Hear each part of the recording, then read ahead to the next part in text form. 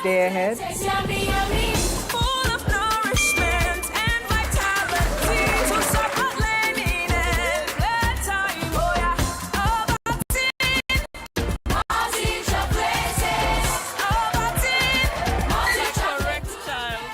Delicious Ovaltine, smart choice for smart kids. Now na the time for begin keep cup up for you beginning tomorrow. Now that make SLC.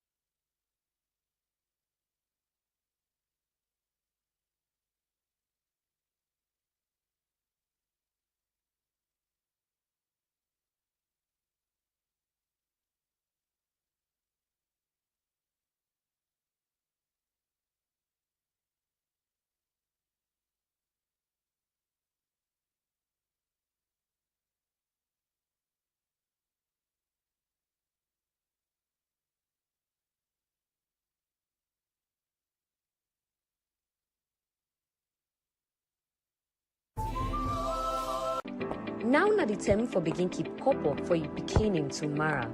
Now that make SLCD don't come with me young picking.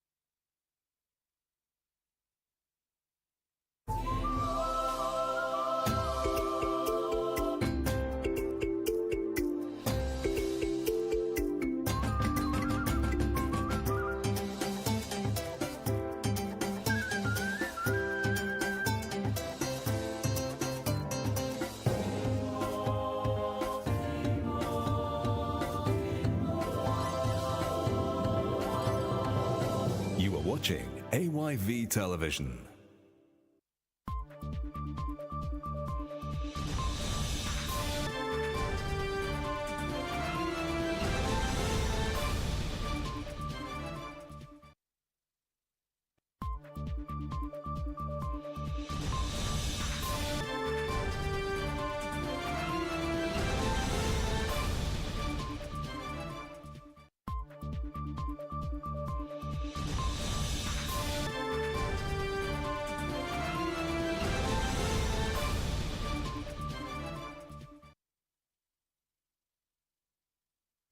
From a broadcasting house on Wesley Street in Sierra Leone's capital, Freetown, this is Primetime News on AYB TV and Radio.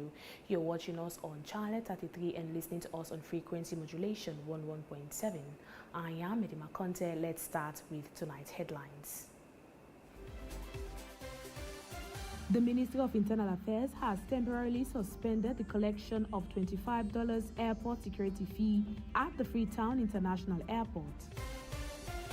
Amid mountains of refuse and a relentless struggle for survival, families are building lives at Freetown's King Tom dump site, where the city disposes of its waste. They say why I drop out of school. I decided for left my parents there. for Candina Street because then saying I don't begin to take drugs, I don't begin smoke push. Now in Bo City, several electrical shops were temporarily shut down by the Sierra Leone Electricity and Water Regulation Commission for failing to comply with licensing requirements.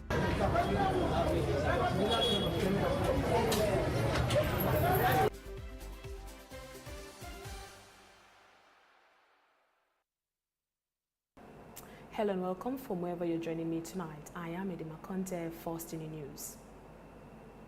The Minister of Internal Affairs has announced the temporary suspension of the $25 airport security fee charged to passengers at the Freetown International Airport. The suspension takes effect on Monday, 6th July 2026 and will remain in force until further notice.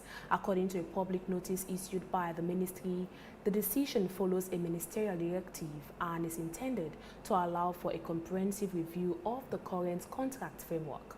The ministry says the temporary measure will also support an ongoing independent special audit by the Audit Service Sierra Leone and facilitate the assessment of a more efficient and integrated fee collection system to reduce inconvenience for travelers. The ministry clarified that the suspension does not amount to a termination of the existing operating contract. It noted that Security Ports Sierra Leone Limited will continue its core technological operations during the review period, including the collection of standard inbound and outbound passenger data, including holders of diplomatic passports. The ministry has called on all airport authorities to fully comply with the directive to ensure a smooth implementation when the suspension takes effect and has thanked the public for its continued cooperation.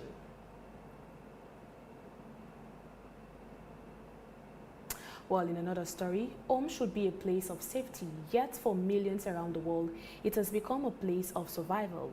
The United Nations Human Settlement Program, UN Habitat, estimates that more than 1.1 billion people live in slums or informal settlements globally, many without secure housing, clean water or basic sanitation.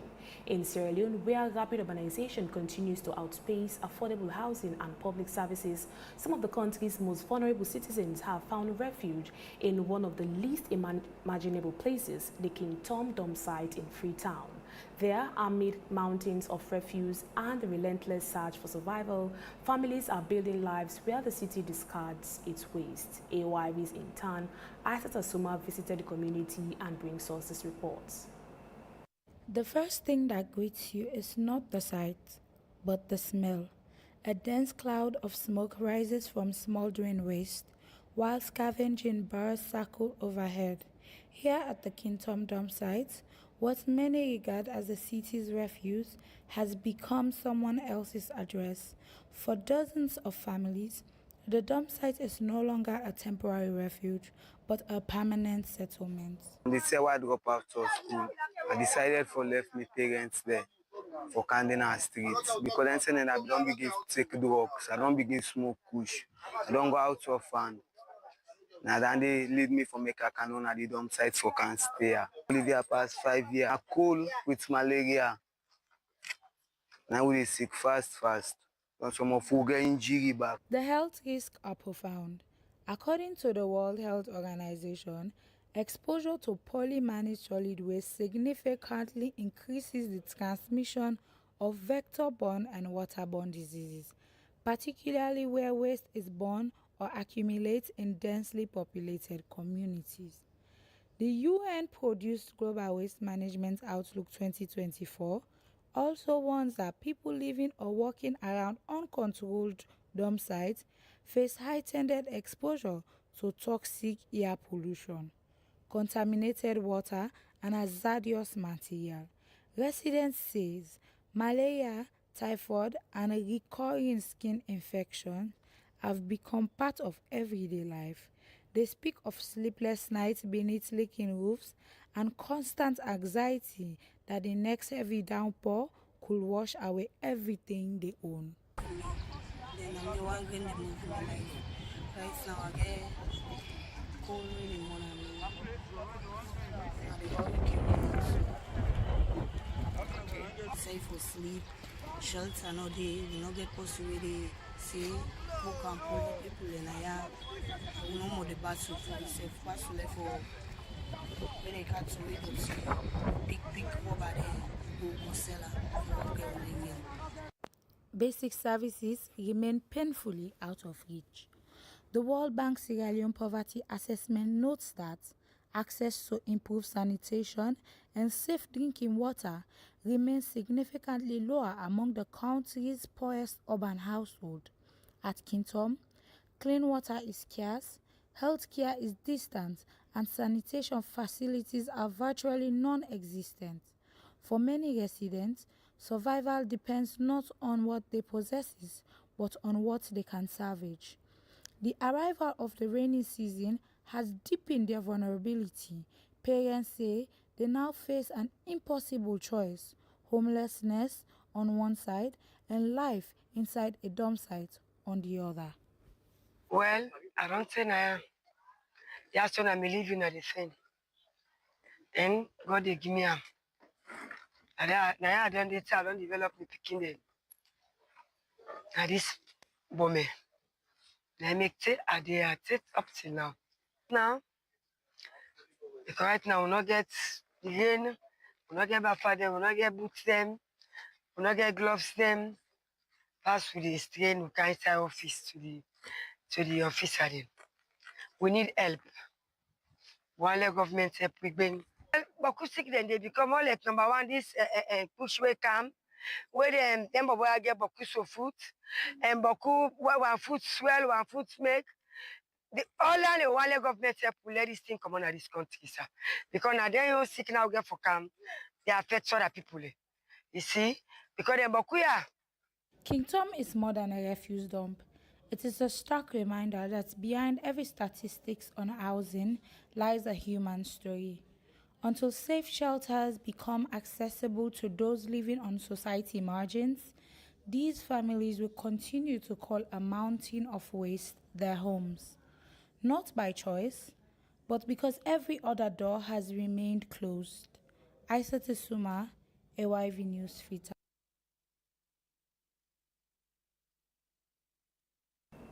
Now, the World Economic Forum's Future of Jobs Report 2025 projects that technology-related roles, including artificial intelligence, data science, and software development, will be among the fastest-growing occupations globally over the next 5 years. At the same time, UNESCO warns that women remain significantly underrepresented in science, technology, engineering, and mathematics, accounting for only around 35% of STEM graduates worldwide, a disparity that continues to limit innovation and economic inclusion.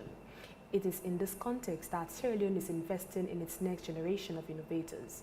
The Minister of Communication, Technology and Innovation, in partnership with UNICEF, has launched the Careers in STEM School Tour at the Annie Walsh Memorial School in Freetown, encouraging more young people, particularly girls, to pursue careers in science and technology. AYV Zero Jalo reports. The feature rarely announces itself with fanfare. More often, it begins with a question asked in a classroom, a dream nurtured by a teacher, or a child discovering that curiosity can become a career.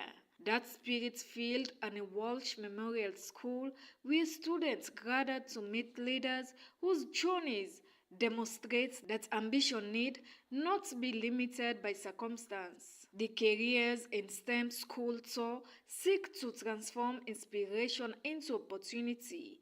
The organizers challenge students to view science, technology, and innovation not merely as academic disciplines, but as powerful instruments for solving real-world problems. Quality school education is not just a policy.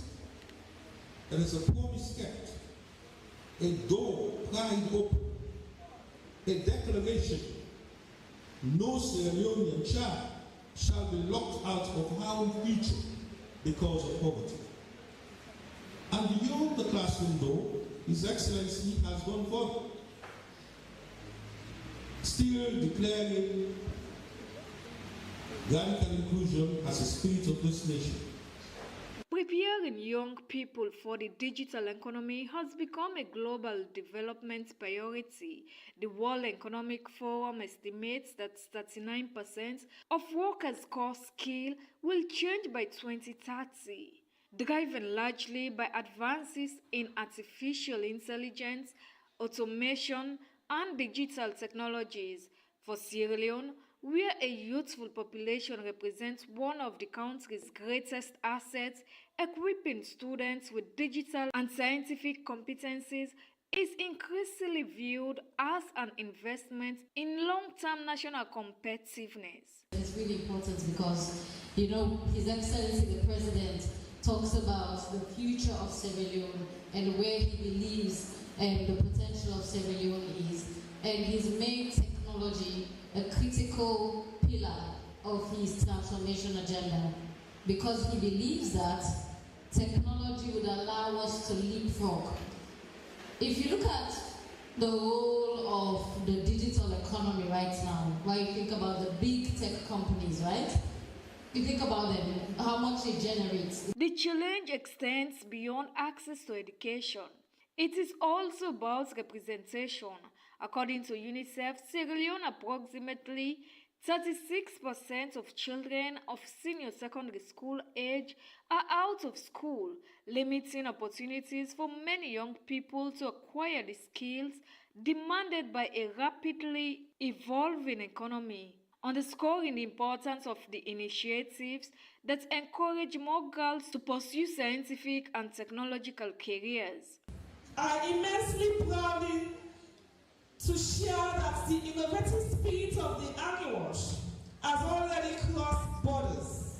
Our pupils recently took their talents to the global stage, participating in international eco-tech competition, where we are amongst the finalists competing with countries like Russia, Ukraine, and Pakistan. By sharing her own journey from studying law to leading the country's technology ministry, Salima Ba offered a reminder that innovation often begins where conventional expectations end. As the Careers in STEM School Tour prepares to reach more schools across Sierra Leone, organizers hope today's conversations will become tomorrow's interventions. In an age when knowledge has become the world's most valuable currency, every girl inspired to become an engineer, scientist, or software developer, strengthening not only her own future, but the future of nation. Yero Jalo, AYV News Freetown.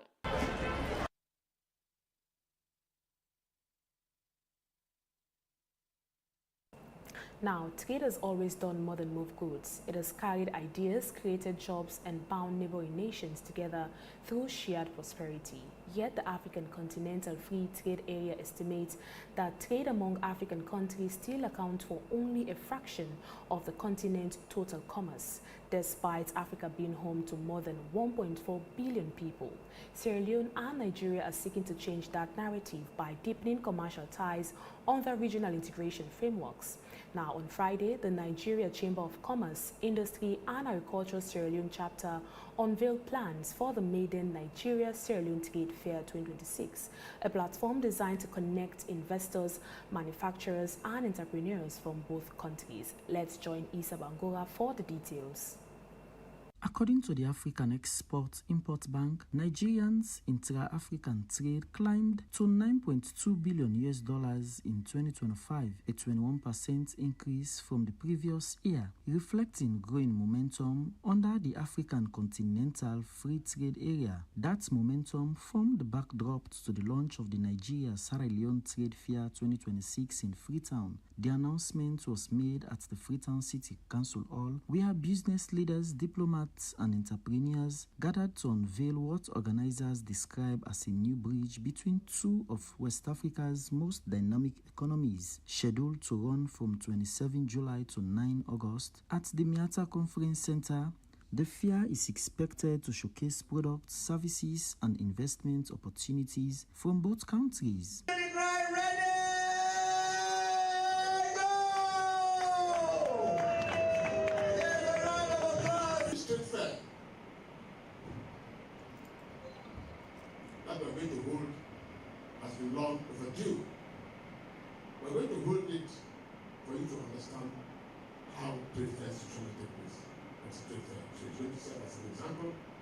of the trade fair. And it will be to showcase bilateralism in action of the two nations, bringing Nigerian traders, Nigerian manufacturers to a B2B, business-to-business session with their Sudan counterparts. We are bringing Nigeria na saloon because just like what I've been seeing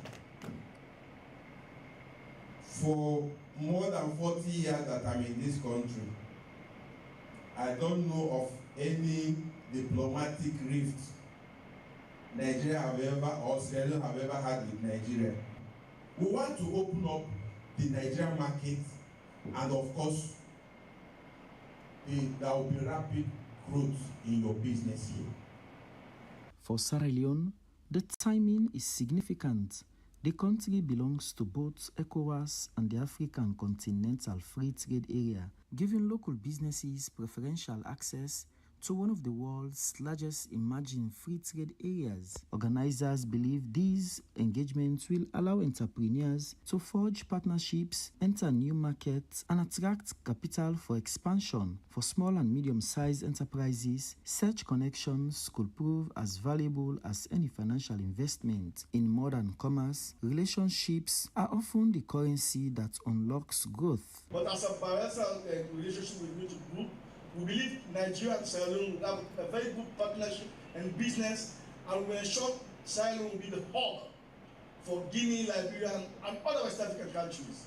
And we are encouraging Nigerian enterprise to come to Sierra Leone to ensure they open their factory there and do all their business and ensure we give them the maximum support. I believe that this program is going to encourage more female entrepreneurs, female farmers, and all women that are into business, as you can hear me, because women take the bulk of the responsibilities of family. So I want. If commerce is the bloodstream of development, then trust is its heartbeat. Organizers say the Nigeria-Sierra Leone Trade Fair seeks to nurture both, transforming diplomatic goodwill into commercial opportunity and regional ambition into tangible enterprise. As Africa accelerates towards deeper economic integration, initiatives like this will test whether borders can become gateways rather than barriers. For businesses on both sides of the Mano River, the next chapter may well begin not in government offices, but across exhibition stands and negotiating tables in Freetown. Issa Bangura, AWV News, Freetown.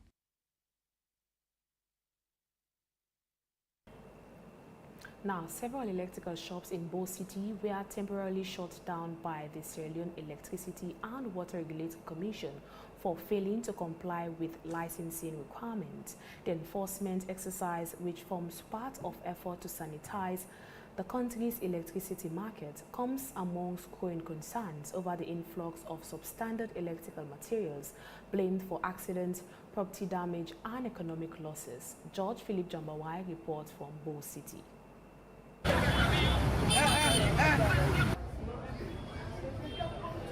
On a crowded shop shelf, a counterfeit cable can look no different from a genuine. A faulty circuit breaker may appear harmless. A substandard electrical component may even seem like a bargain. But beneath that appearance can lie danger.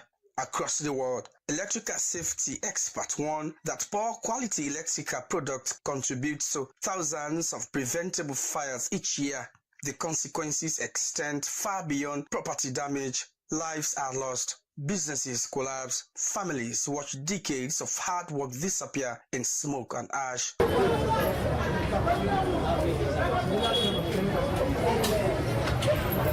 It is against this reality that the Sierra Leone Electricity and Water Regulatory Commission has launched a two-day enforcement operation in Bo City. The exercise targeted electrical suppliers, equipment dealers, and generator owners who required regulatory licensing. Officials say repeated engagement and prior notifications fail to bring some businesses into compliance. The temporary closure, they argue, became necessary. I am not aware of this commission. and I do not recall the letter he brought here years back. I cannot oppose the government, so I will comply. For some business owners, the exercise was a difficult lesson. For others, it was a reminder that regulation exists not merely as legal obligation, but as a safeguard for public safety. Several traders acknowledged the need for clearer understanding for licensing and industrial standards. Well, the compliance rate is very low. That's why we are here to ensure that they do the right thing. But since we've been here from yesterday, the compliance rate had been very low, but we hope that with time it will increase. The Commission insists the operation is not about punishment, it is about protection. Protection for consumers purchasing electrical products, protection for businesses that comply with the law, and protection for a sector increasingly valuable to the infiltration of unsafe materials. We are ensuring within this to ensure that customers that buy this equipment are being protected, because sometimes you buy your equipment after 1 month or after 1 week and it becomes faulty, and sometimes it's not because of the grid or because of the operator, but because of the poor quality of the equipment. So these are all some of the things we are engaging them to ensure that they protect the customers and even the importers are being protected. The stakes are considerable. The International Energy Agency notes that reliable and safe electricity systems are essential for economic growth and industrial development. Where standards are weak, confidence suffers, investments decline, and consumers bear the cost. For Sierra Leone, where access to electricity continues to expand, regulators say maintaining quality standards is becoming more important than ever. So, the exercise also exposed a challenge within the regulatory system itself. While the Sierra Leone Standards Bureau tests imported electrical materials, the Commission does not yet have its own dedicated laboratory. Officials say a modern testing facility would significantly strengthen oversight, improve quality assurance, and enhance consumers' protection. The same can be said of infrastructure. When standards are ignored at the source, the consequences eventually reach homes, schools, and businesses. For regulators in Bo, this exercise is about more than licensing. It's about trust. Trust that the products powering homes are safe, trust that the marketplace is fair, and trust that progress will not come at the expense of public safety. George Philip Jambawai, AYV Primetime News, Bo City. Well, away from that, borrowing remains a double-edged tool for development, financing essential services while risking long-term fiscal strain if poorly managed. Well, across low-income economies, the International Monetary Fund warns that debt levels remain elevated after recent global shocks, underscoring the need for stronger fiscal discipline. In Sierra Leone, the Minister of Finance has concluded a 3-day public debt management workshop, certifying officials tasked with improving how public debt is recorded, assessed, and managed. The training comes as national debt stands at 62.7 billion new leones, about 2.61 billion United States dollars, representing roughly 49.3 to 50.8% of GDP, according to IMF-aligned estimates and the Minister of Finance. AOIV's Ibrahim Ramadan Jallo has the details. Numbers often tell the story of a nation's future long before they appear in the lives of its citizens. Every loan contracted today becomes tomorrow's obligation, making sound debt management as vital as the revenues a country earns. That responsibility brought together economists, accountants, and budget officers for an intensive 3-day training exercise organized by Sierra Leone's Ministry of Finance. To safeguard fiscal discipline and promote transparency. At the close of the workshop, participants received certificates recognizing their commitment to strengthen public financial management. According to the International Monetary Fund, Sierra Leone's public debt stood at approximately 45% of gross domestic product in 2024, a level considered sustainable under current projection, but vulnerable to external economic shocks and financing pressures. Meanwhile, the World Bank and the IMF continues to classify Sierra Leone as facing a high risk of debt distress, reflecting constrained fiscal space and exposed to global market volatility rather than an inability to service debt immediately. Enhancing efficiency in public debt management institutional support project. It has three objectives. As I told you earlier on, it is a $1 million grant contribution by the African Development Bank to strengthen public debt management in Sierra Leone. They have three major components and they have sub-components. It's all about revamping, public debt management environment. We are reviewing the law, a consultancy to review the law. We are also doing DEMPA. Effective debt management extends beyond borrowing responsibly. It requires governments to anticipate risks, maintain transparent records, and ensure that every loan delivers measurable economic returns. The World Bank argues that strong debt management institutions reduce borrowing costs, improve investors' confidence, and enhance a country's resilience during periods of economic uncertainty. For developing economies, technical expertise has become as valuable as financial resources themselves. Sierra Leone's debt management framework is anchored in the Public Debt Management Act 2011, with implementation overseen by the Public Debt Management Division of the Ministry of Finance. Of the Ministry of Finance for organizing this session. The Public Debt Management Division and donor partner for organizing this very important training program.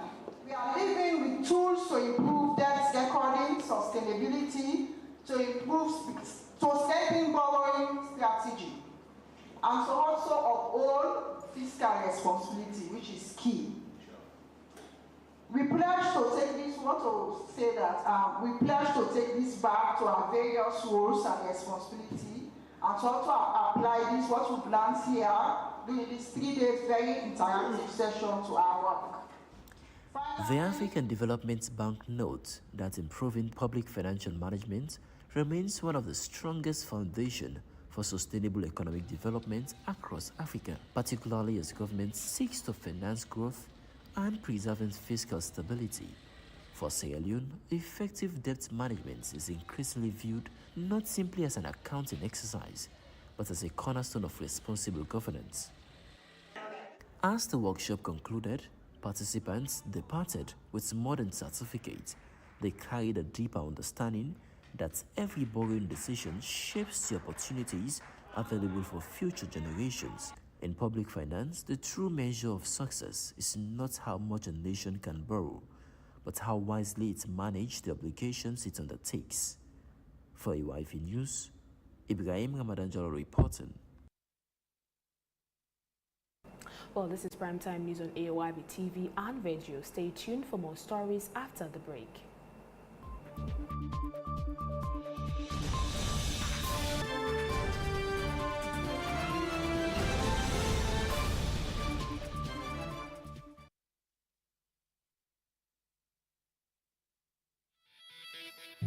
I run a small logistics company.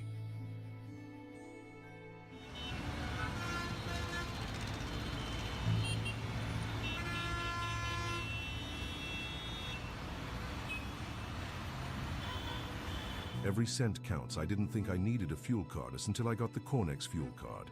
Now, I track exactly how much fuel my fleet uses, in real time. And when my wife or kids need fuel, no cash, no stress.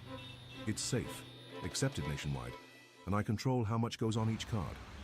At the end of the month, I see the savings, real savings. Cornex fuel card.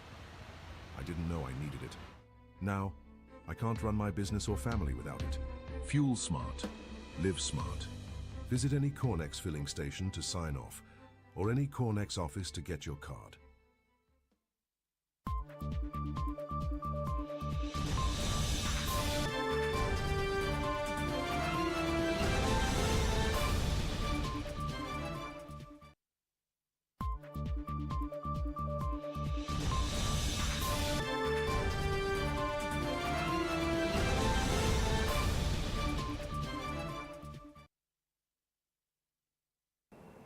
Welcome back. I am Edima Conte and this is AOIB's Primetime News. Thank you for joining us tonight. Let's take more stories.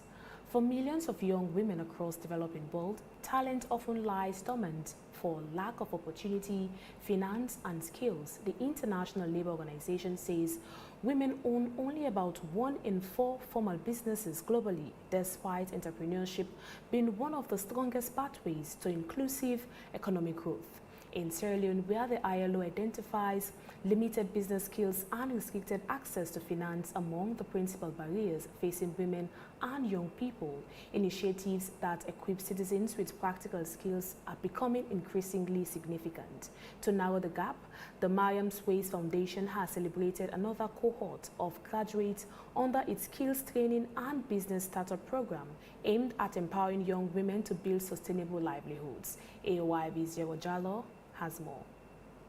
Congratulations to you. Every certificate tells a story. Some are measured in ink and paper, others are written in resilience, sacrifice, and the quiet determination to rewrite one's future.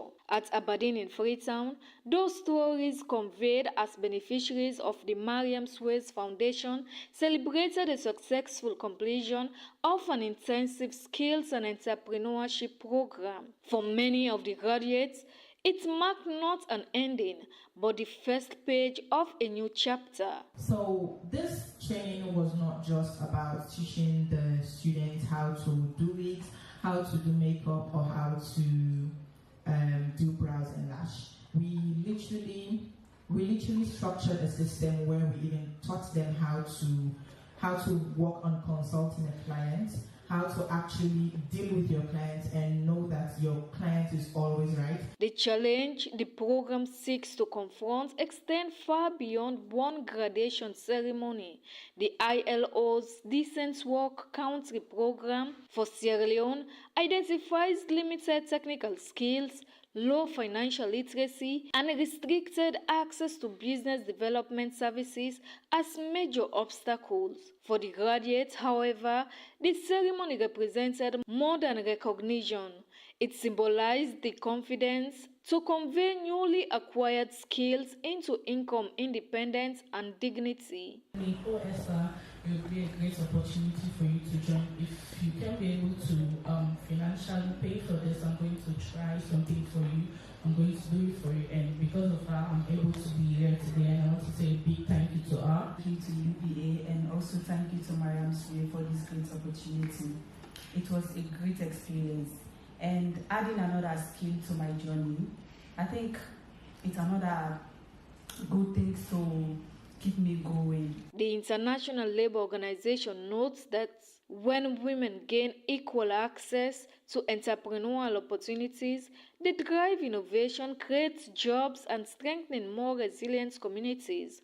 In a country where opportunity often arrives unevenly, initiatives like the Mariam Swayze Foundation are helping to ensure that potential does not remain imprisoned by circumstance. For those graduates, the future now rests not merely in the certificates they carry, but in the business they build, the communities they inspire, and the lives they transform.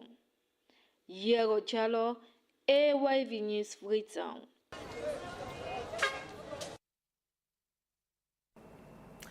Now, WashNet, with support from Coal Sierra Leone, has officially wrapped up its latest WASH project after a close-out ceremony in Bombali district brought together 5 local councils and key government officials to review gains and plan for accountability. Augusta Ethel Toure reports.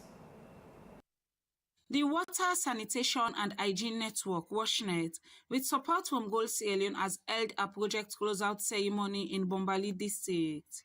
The event brought together representatives from 5 local councils, Kenema, Kambia, Bombali, Kono, and Moyamba. Also in attendance was the chairman of Bombali District Council, Dr. Mohamed Makbaba Sise. To Gold Sierra Leone and WashNet, thank you for your professionalism, commitment, and unwavering belief in our communities. We encourage you to continue using the experiences and evidence generated across these 5 districts as a model for national strengthening efforts.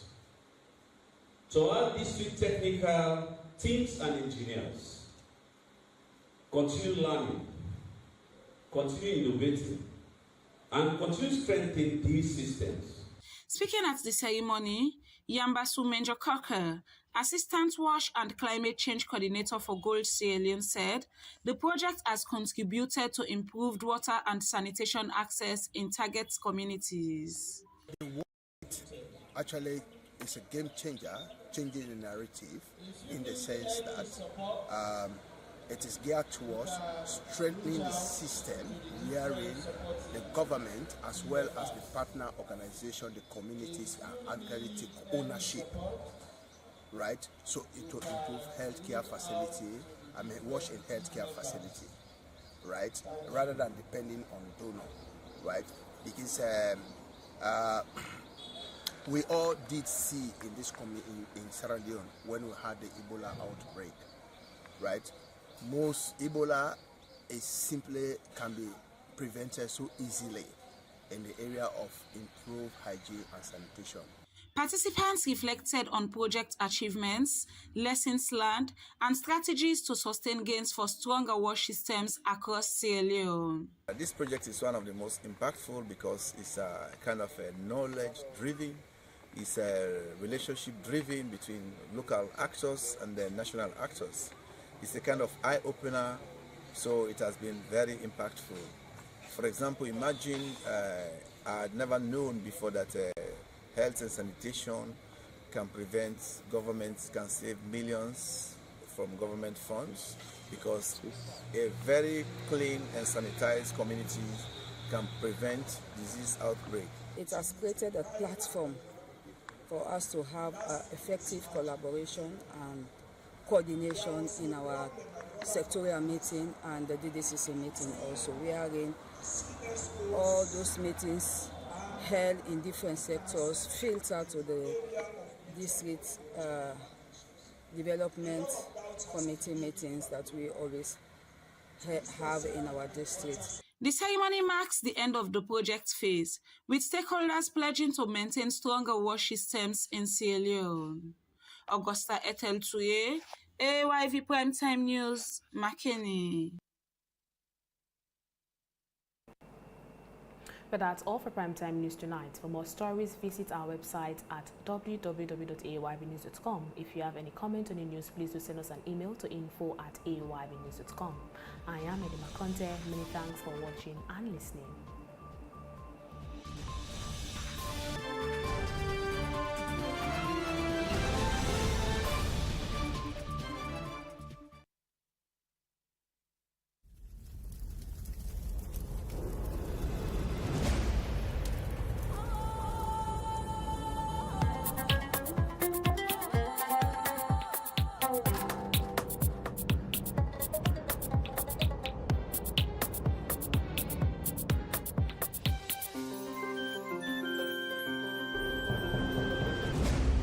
You're watching AYV Television.